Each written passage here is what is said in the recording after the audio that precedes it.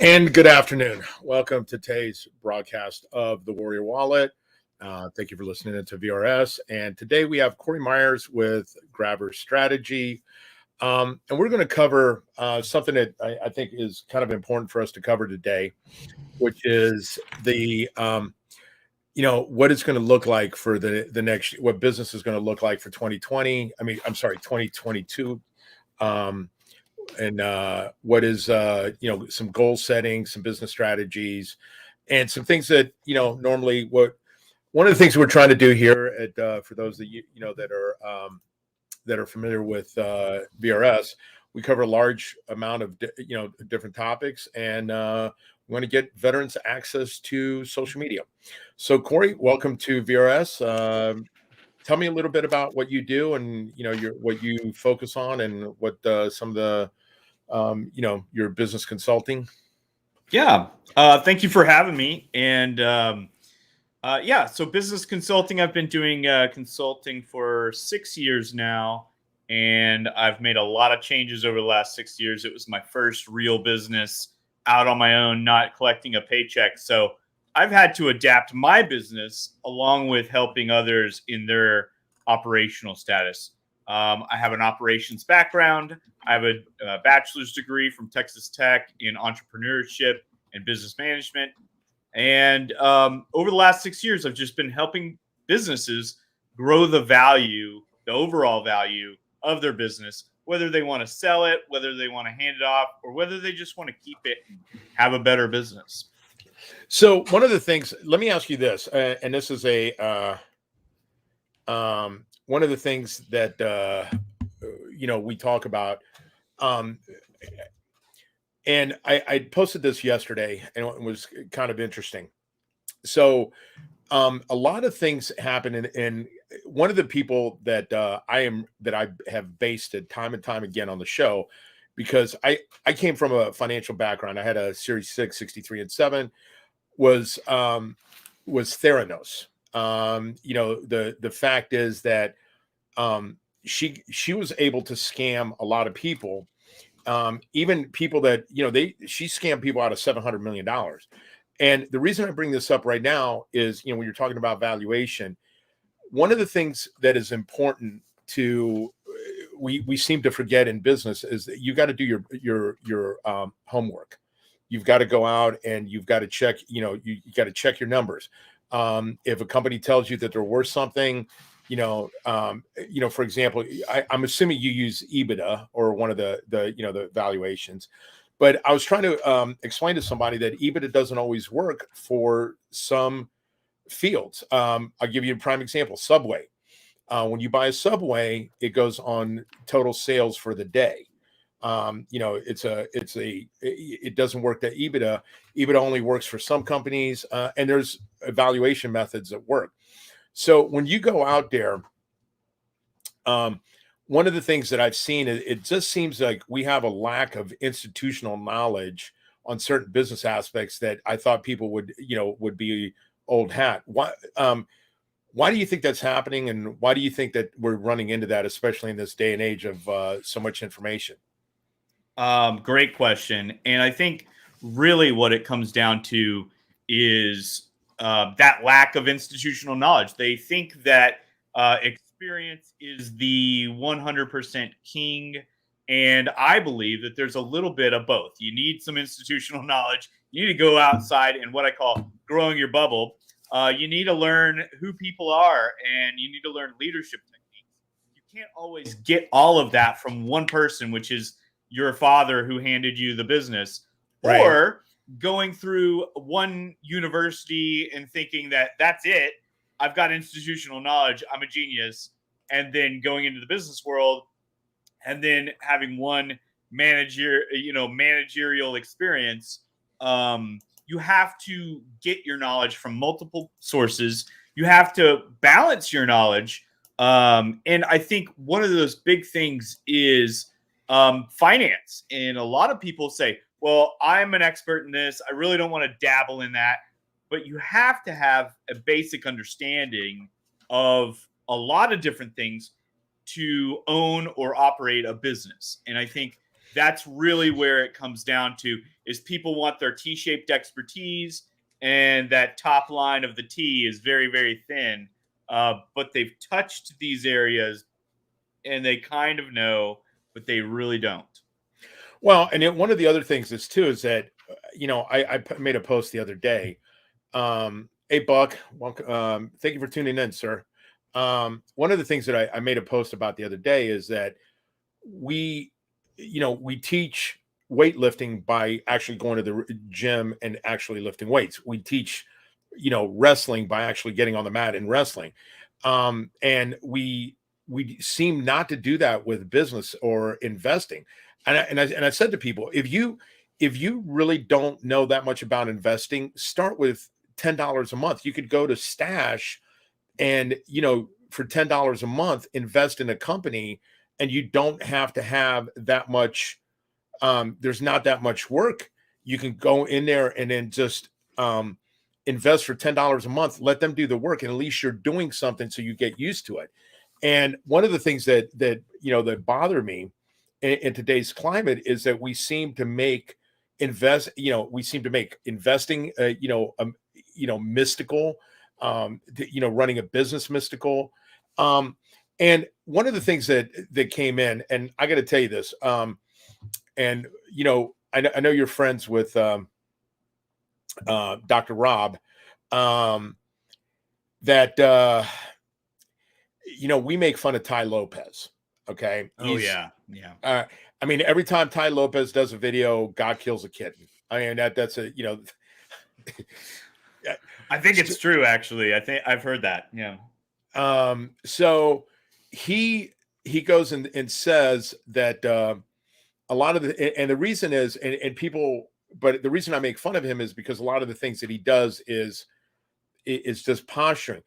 But one of the things that I tell people, Bill Gates, Warren Buffett, and some of the other, people out there, why do they share their information with you? They will tell you their secrets because you're not going to do them. Absolutely. There's a guy that used to hold these, and there's some good people out there that share their secrets. I mean, there's really no secret, but people will tell you how to run up, start a business, will give you free advice. Will say, hey, or even Kevin O'Leary, who goes and does these seminars, and they're relatively cheap to listen to a billionaire. He knows you're not going to do anything with it. You're paying for the entertainment. And, it's like the guy that teaches you how to flip houses. He's making money, the attraction that you're building is. I have an anecdote for this.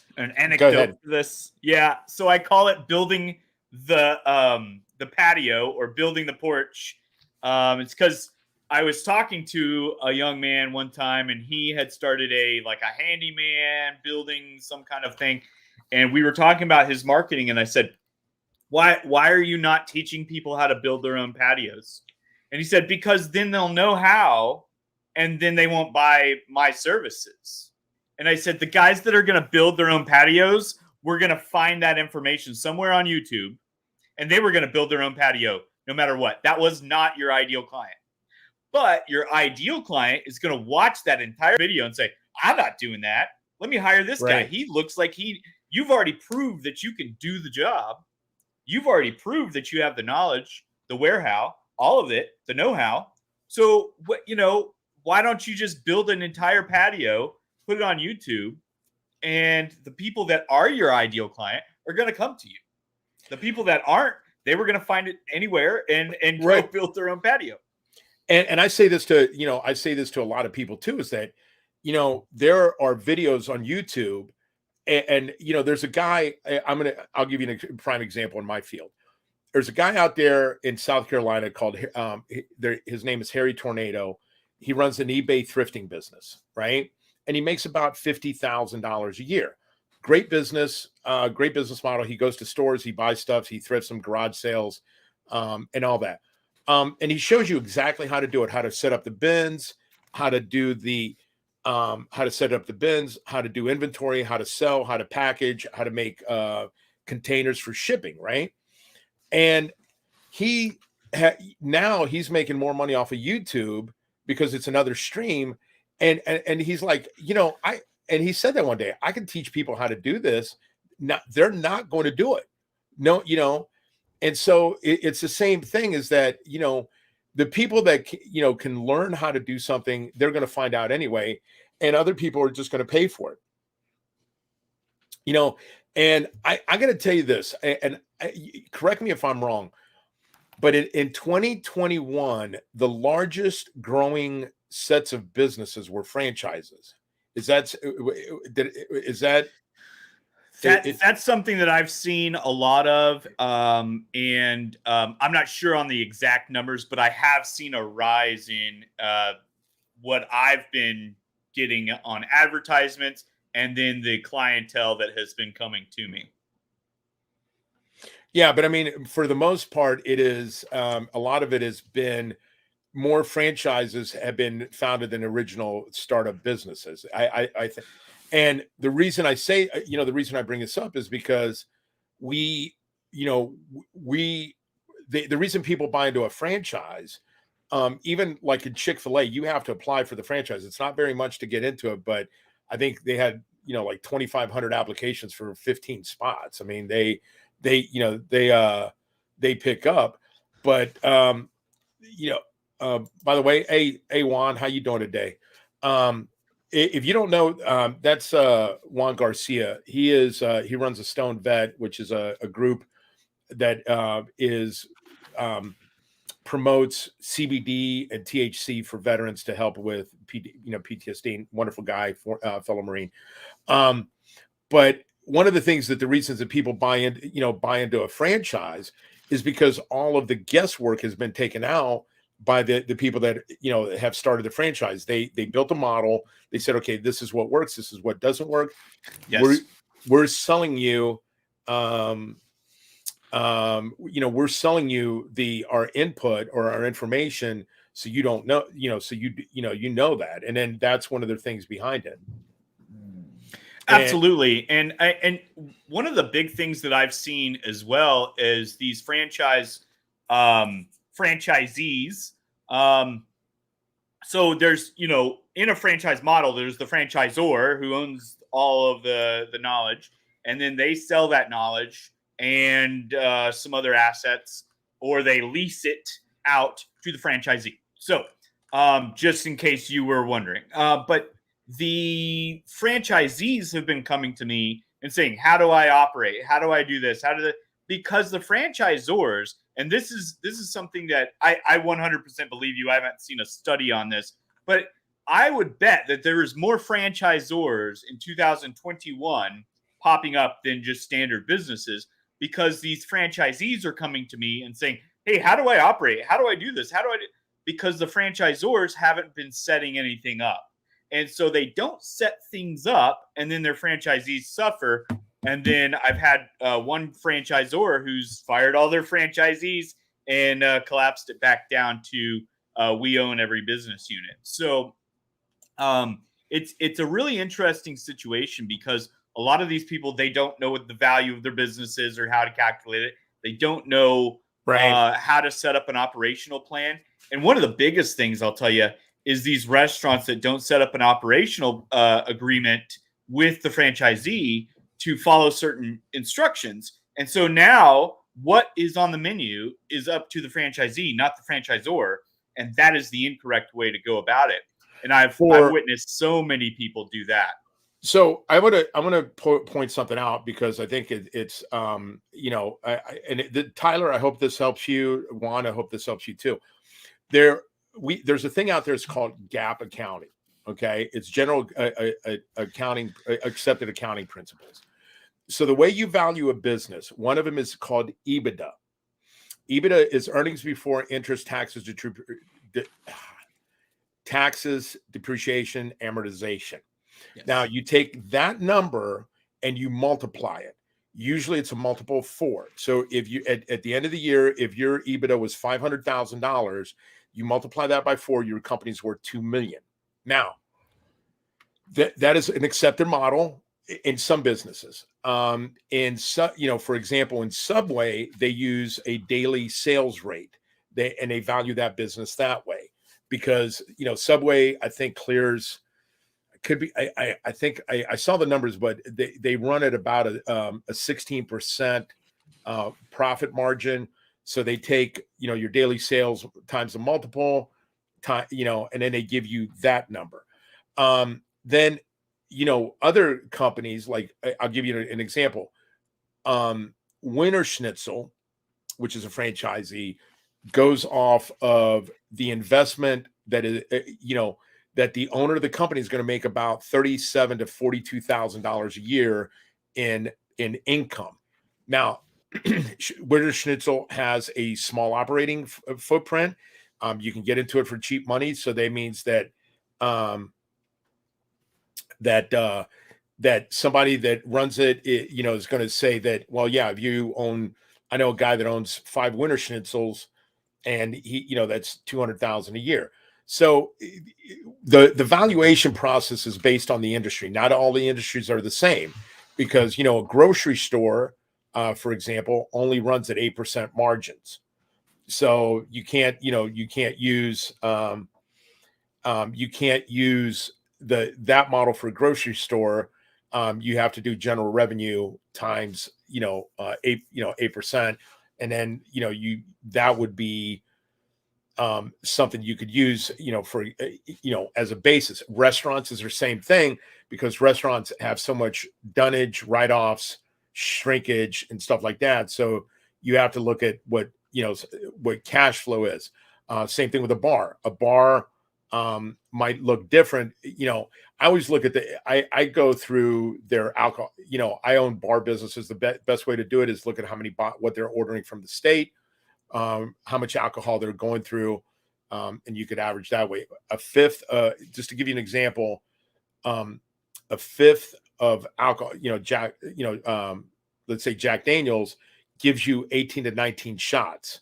And now it holds, I think, 27, but it gives you 19 shots that you can actually sell or, base those numbers on. So there are ways of evaluating it. And this is why I say to people that are going to invest in a business, and if you're thinking about it, starting a business, or you're going to invest in a business, have somebody look at it that is an accountant, a business expert, or somebody that knows what the valuation is going to be. Because the last thing you want to do is get into a business, you overpay for a business, and then you're running short on cash flow, and it fails miserably. Well, and I would add one level to that. I use business valuators that are certified business valuators. That is the only thing they do. And I use them, and I contract them, or I just send a straight referral. The second level of that is to understand the internal workings of your business. Because when I come to buy your business, just like you were talking about those shots, how many shots do you get out of a fifth, and so on and so forth?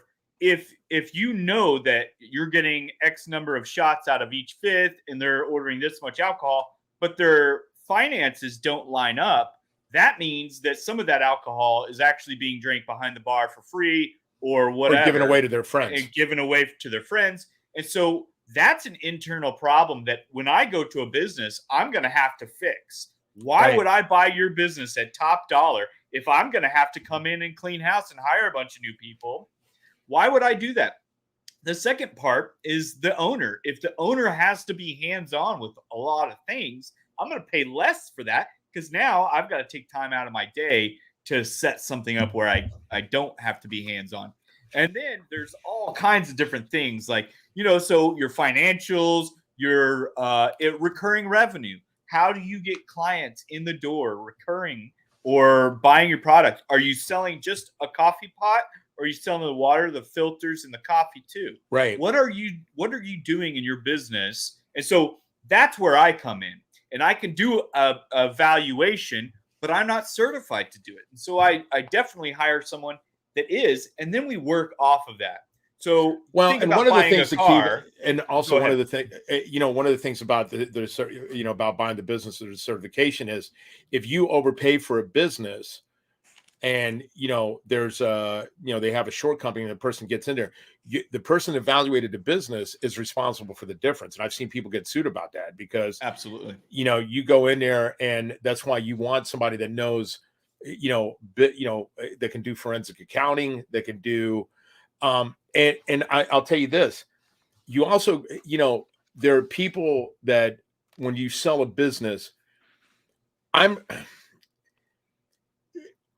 when you sell, there are people that believe in goodwill and others that do not believe in goodwill. And there's a lot of businesses that put a value on that.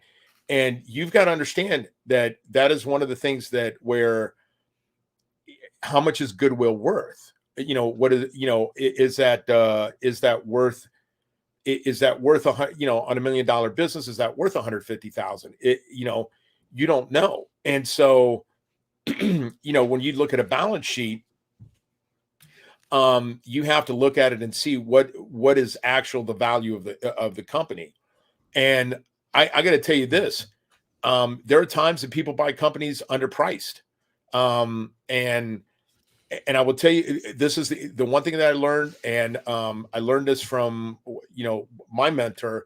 You sell a business when things are going well. You don't wait till you don't sell a business when things are crappy and you need to.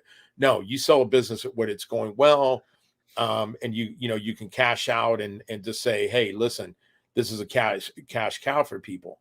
And so I think people just don't take that into account, because I think it is sometimes you're going to get beat up in business. I've been in business for a long time, and even still, I still make mistakes. No one runs a perfect business, so that's one of the things I tell. And then, the other thing is that I think people are not willing to ask some uncomfortable questions. Um, and things that, can turn a business away overnight. Like I give you an example.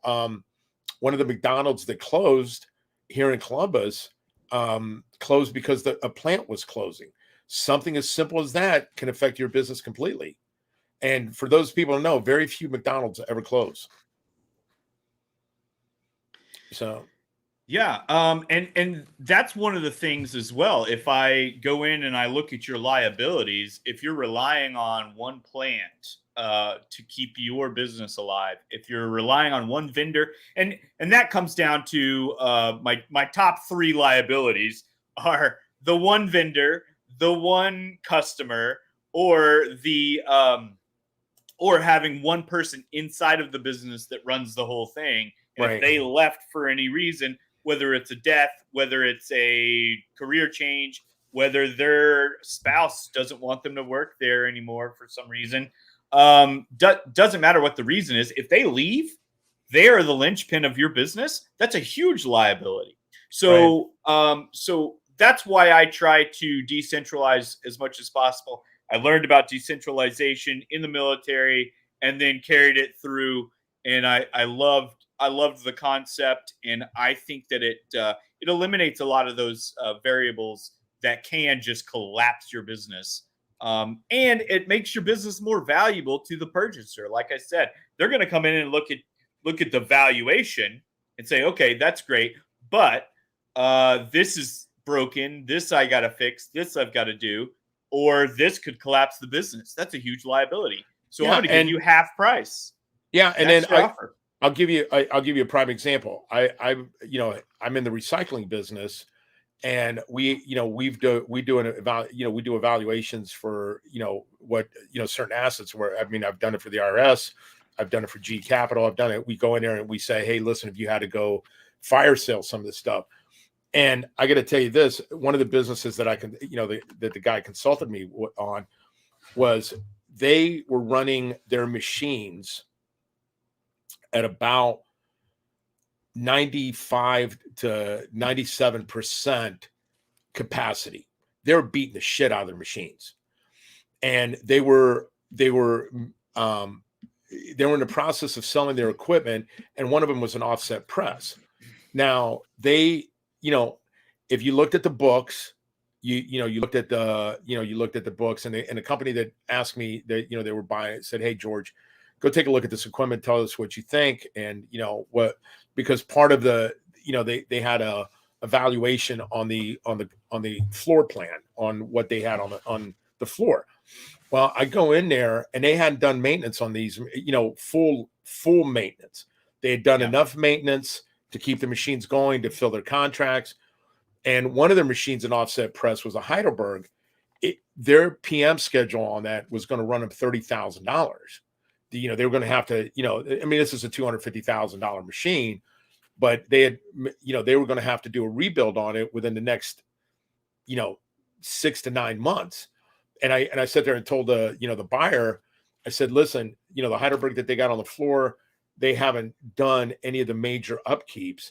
In the next, 6 to 9 months, they're going to have to put in roughly $25,000 to $30,000 worth of maintenance. They're going to have to replace rollers, some of the electrostatic plates, all of the, and he was like, and there was probably $50,000 to $55,000 worth of maintenance that they had put off to keep them running.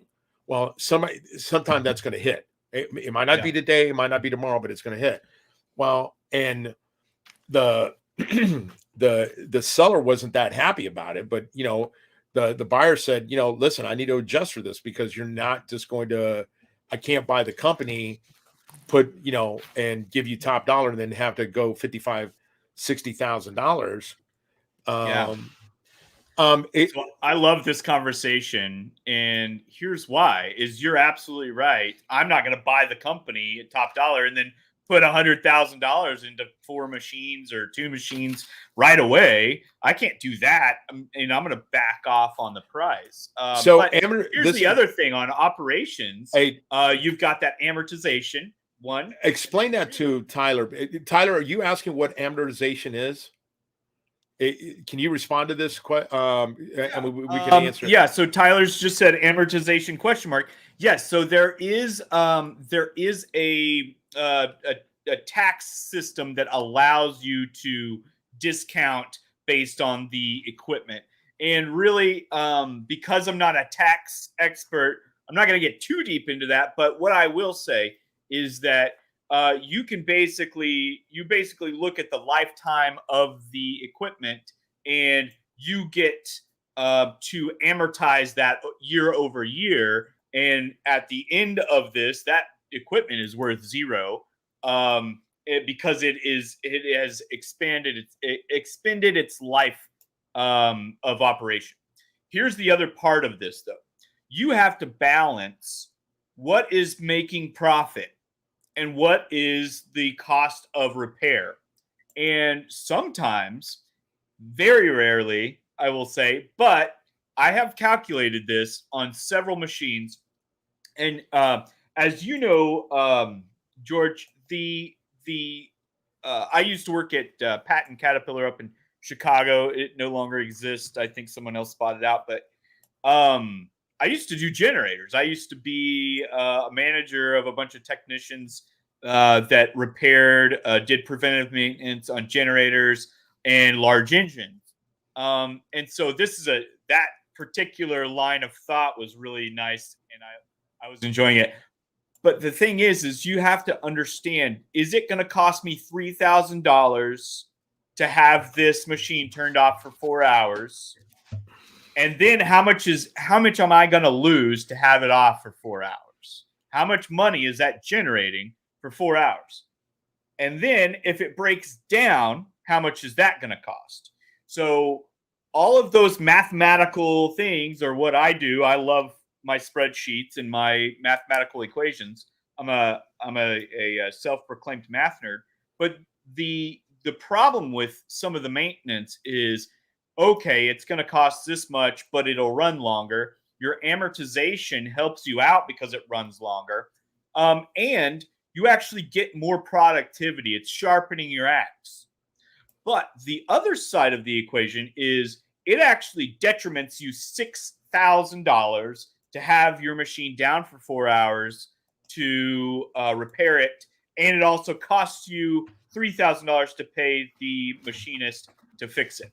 So Right. now you're down $9,000 every quarter for your quarterly maintenance.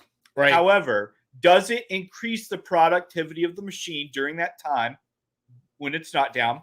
And does it prolong the life? So you've got to look at all of these little tiny aspects. And of course, the business owner's not there for that. They don't want to do that.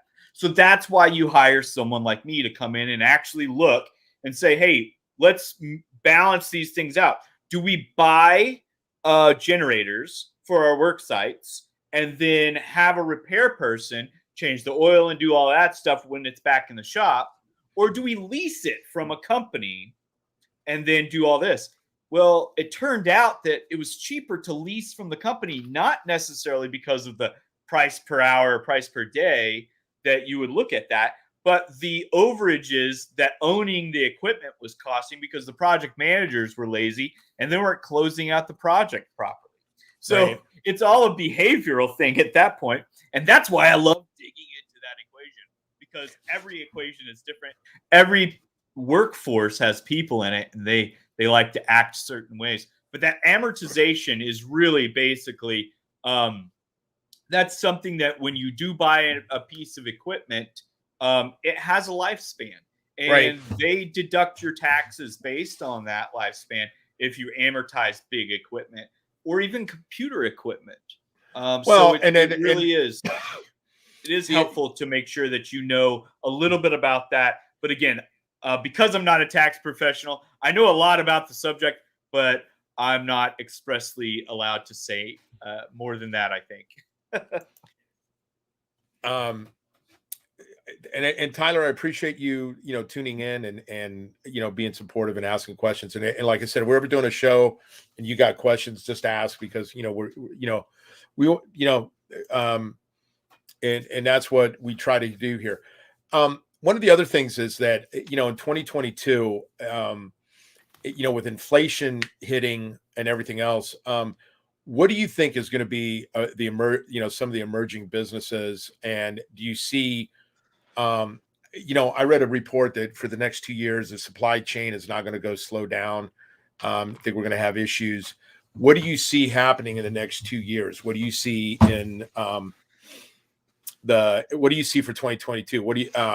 One thing I've seen that has taken off is the NFTs are taking off. Crypto is taking off. Do you think that that's going to affect how business is done? Do you see that we've lost regardless of what you believe about with COVID? I mean, we have 800,000 less people and jobs are being scarce, or I mean, not jobs. I mean, there's a worker shortage, so to speak. Do you think that's going to affect business? I mean, what do you see long term? Long term, there's going to be a huge transformation, and it's been overdue, I think. But just to explain my opinion here, it's based on the fact that economically, if you have a shortage of something, then and a demand of something, then the price is going to go higher, and you're going to have that inflation there. With the worker shortage, we don't have a worker shortage. We have a mass exodus from the workforce, and they're all creating their own businesses, or a lot of them are, and they're all realizing what's important and what's not important. And when you work as, I believe the interview that I saw yesterday, and I want to say it was on BBC News, but it was a forklift driver in America, and he had he believed his family to be sick, his family members to be sick, and his work wouldn't let him take off. And he said, well, I got to go to the hospital, so write me up or whatever you got to do. I'm leaving. And so he's actually switched jobs and become something else, and I can't remember exactly. But there's a lot of that. There's a lot of that going on. And then there's a lot of people that realize that you can do your work from home. One of the things that I got scolded about several times at Caterpillar was I would go check on a generator, and then I didn't have it. I would work do all of my daily tasks and some of tomorrow's tasks, and I would say, well, I'm not customer facing enough for people to walk through the door and need me here at the office. So I'm going to go check on these generator work sites, and then I'm going to go home and go to the gym, go do laundry, whatever, and I'll have my company issued cell phone, my hotspot, my company issued laptop with me just in case something happens. I can get off the treadmill. So I realized that there was this results oriented work environment with these open, when the doors are open, you're in the office rules. And I was like, hey, look, this just doesn't make sense. So when I did that, I would explain, hey, look, if you need me, I'll be on my cell phone, and I'd let somebody know, just like in the military, where you need to be, um, or where you're gonna be, and I would go off. And I think that has now shifted in 2020 and 2021. So you're going to see a lot more of the work from home if if that is the job that they can do from home. So I believe the crypto, the NFTs, I believe all of that to be a scarcity and basic fear of the dollar and its inflation currently. And so I think that's really the issue with the transition there. But the workforce is going to start building their own new businesses, and you're going to see some businesses collapse because of that. I We're going to have, it's not going to be the banking crisis of 2008, but we're going to still have some issues with some of the big companies are probably going to go under in the next 5 years. Yeah, I mean, I don't foresee certain companies being able to keep up. I mean, Amazon is, just wreaking havoc on brick and mortar companies. Because you can get things the next day. I mean, you order something, it comes in the next day. I think you're going to have, truckers are, self-driving trucks are going to go out of the way. I mean, there's nothing that is consistent. This thing with AI and self-driving cars, in some places, Pizza Hut is using those robotic pods to deliver pizza. I mean, you're going to see a different kind of business than you've ever seen before. I think we're going to look at the We got these little guys. Yeah. We're going to have a lot more of drone flying around and delivering things. I believe we're already using them for a lot of things like real estate photography. Right. And so the industries are just going to fundamentally change. And if you're not going to keep up, then you're going to be out, Yeah. And it's it's what do you do next? Yeah, absolutely. And I think that what we do next is that 2020 pivot that everyone did or claimed to do or claimed to want to do. It's going to continue to happen. There's going to be a lot of pivots and a lot of reframing the way we think about things, and we're still going to have people leave their jobs when they find that opportunity that they like. So we're going to progressively see people leaving the workforce that they know and creating a new workforce, creating new businesses.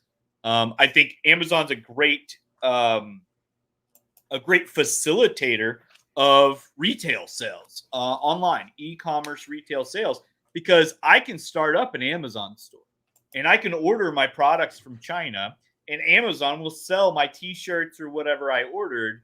And there's resources to do even drop shipping where I don't have any inventory. It's all, well, I mean, on the books, I have inventory, accounting wise, but my inventory is in a distribution warehouse where that's where Amazon gets it and takes it to your door tomorrow.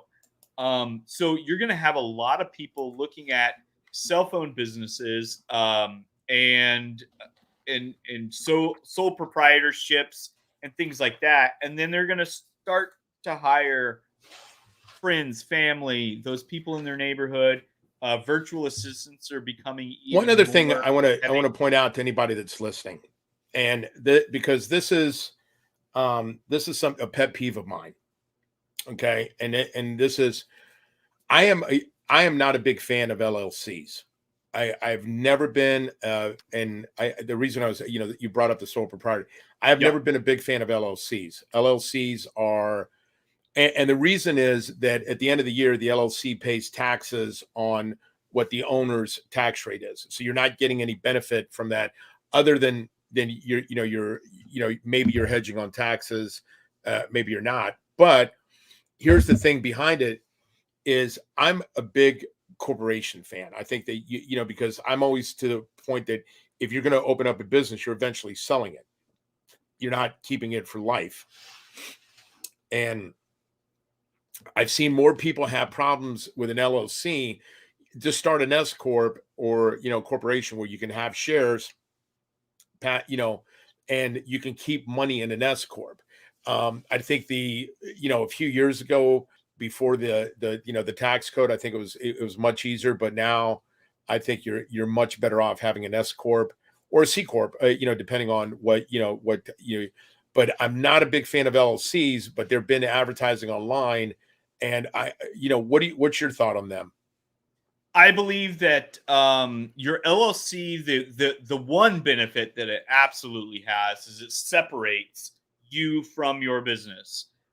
Even though you're taxed on your income there, it for liability purposes, you are actually looking at if you get in a wreck and whatever, they can sue your business all day, but it separates your personal account from your business account.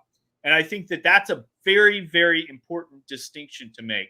However, you're absolutely right. For tax benefits, for actually running a business that you're going to sell, and the entrepreneurship of raising funds, selling shares, doing things like that, that's absolutely corporation territory.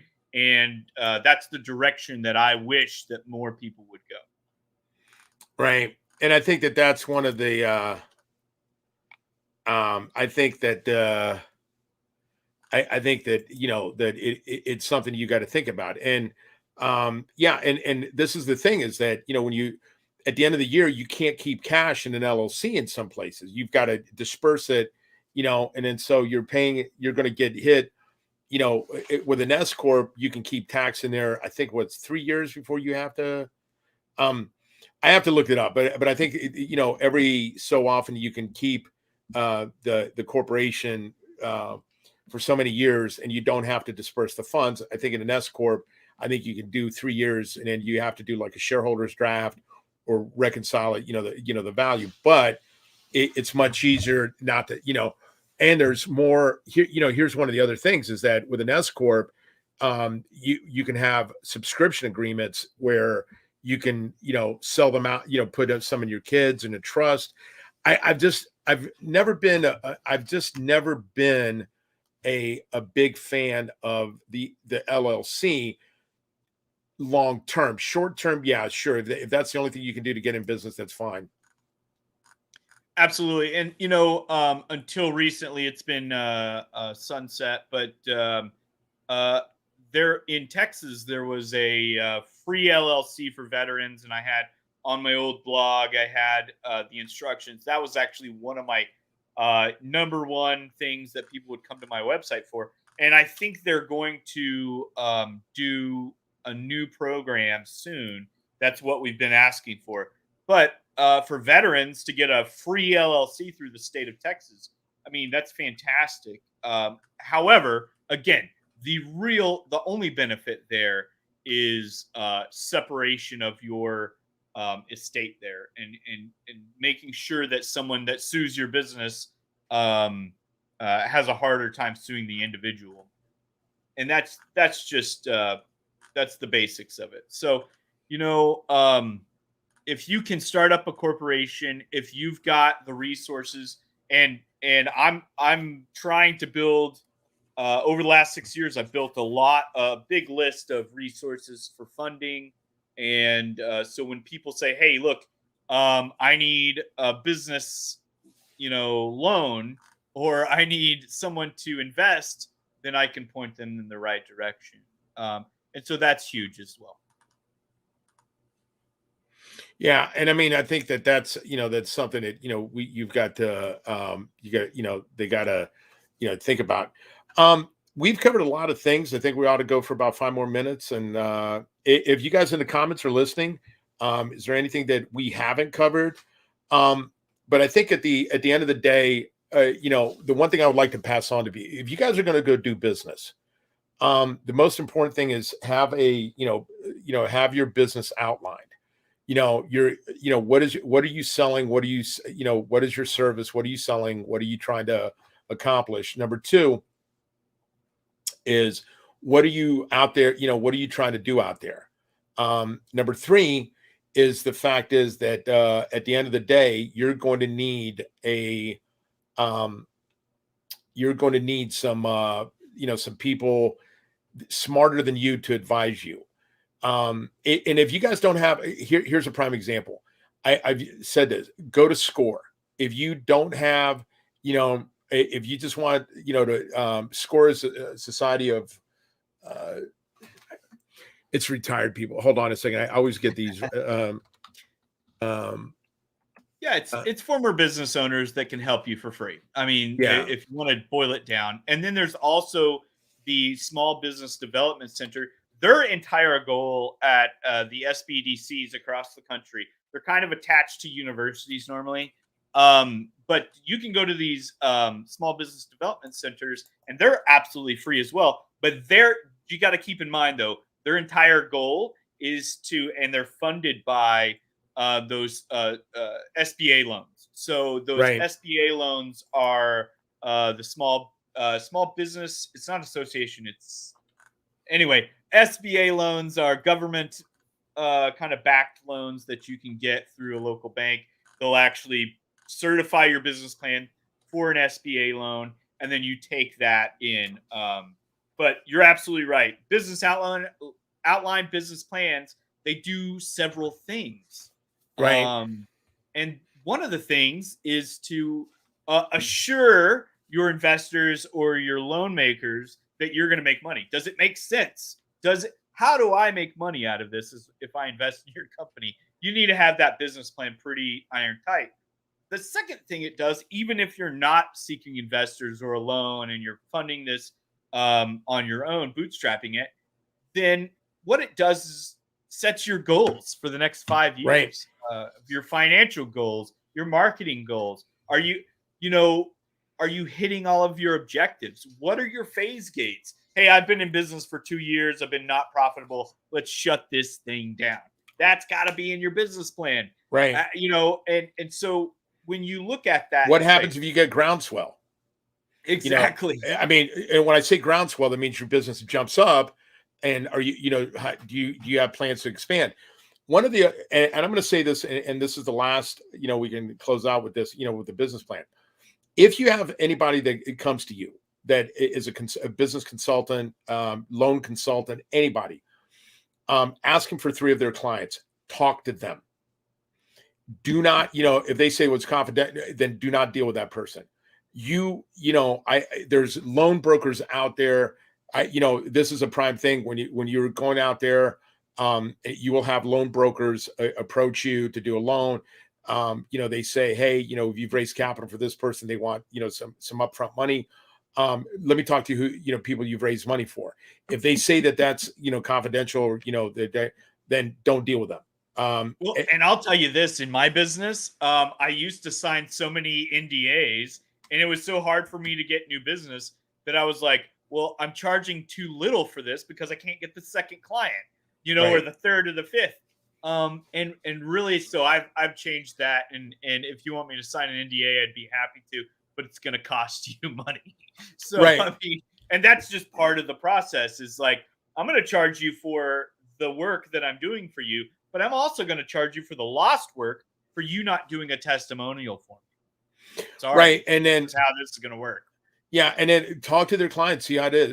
And then I always say to this is that if you talk to a consultant, have them, you want to have, I want to, and I advise you to do this. This is just me personally, but I mean, Cory, give me your input on this.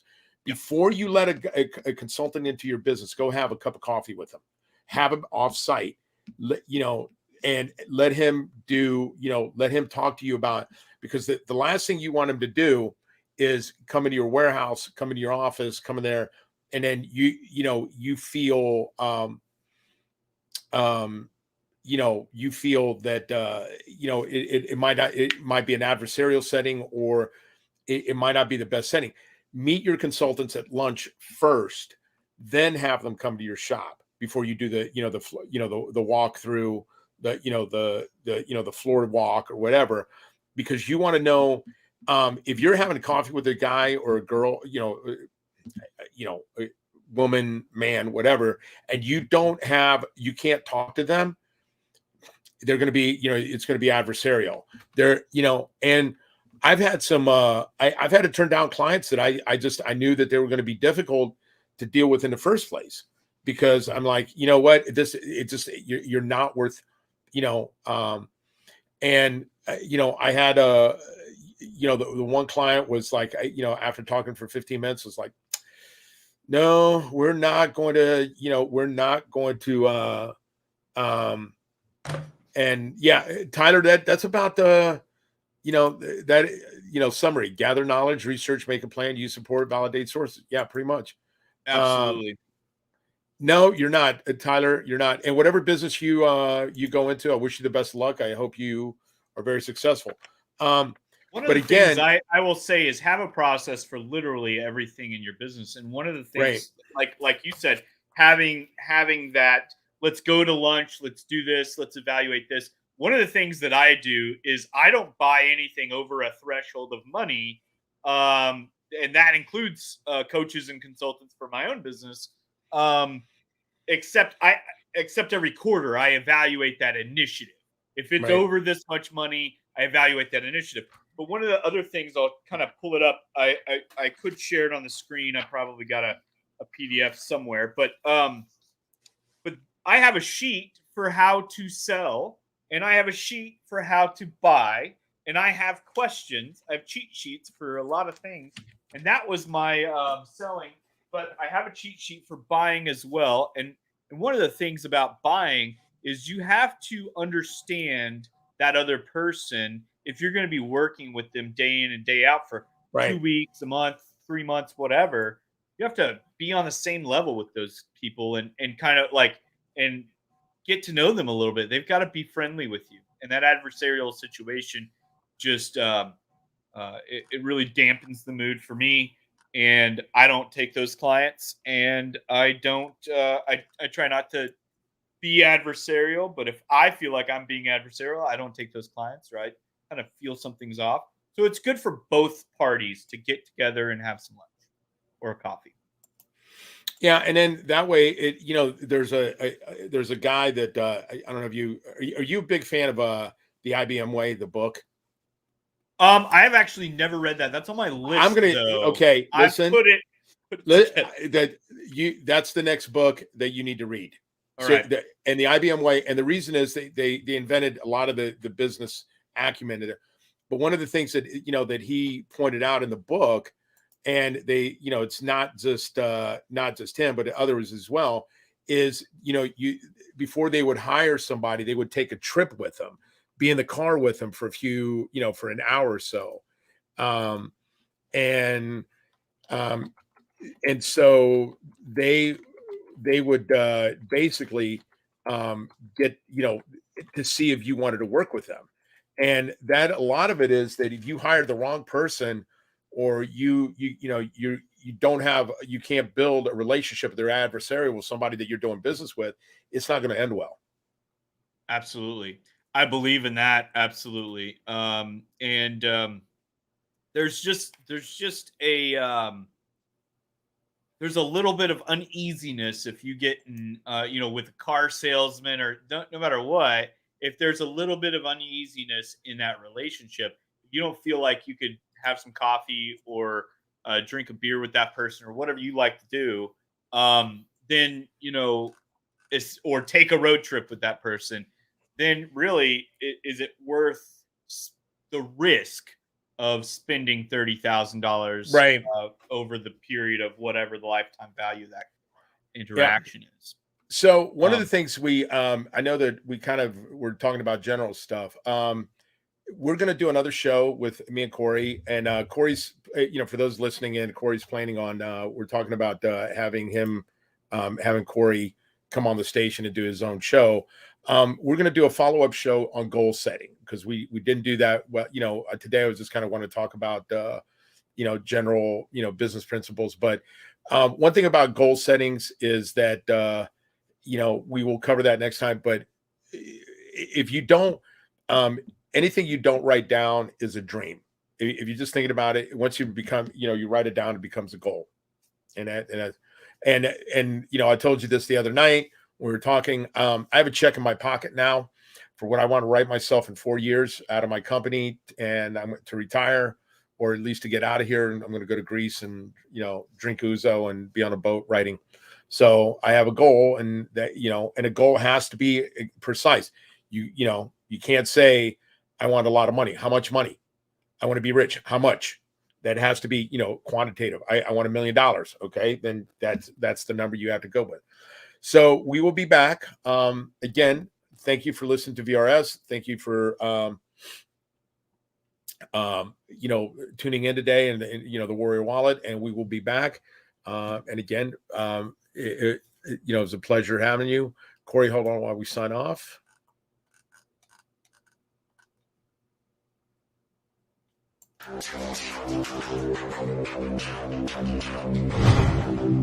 The recognized symbol of excellence.